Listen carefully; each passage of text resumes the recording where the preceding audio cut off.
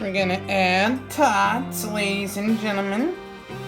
Add some chicken. Put some fettuccine Alfredo in it. Oh yeah. Looks delicious. Scoop it all on to a plate. And you got chicken Alfredo and tater tot casserole. Oh yeah.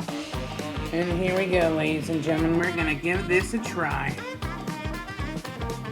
Let me see.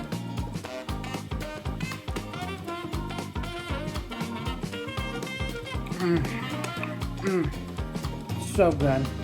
So tasty. Worth the try.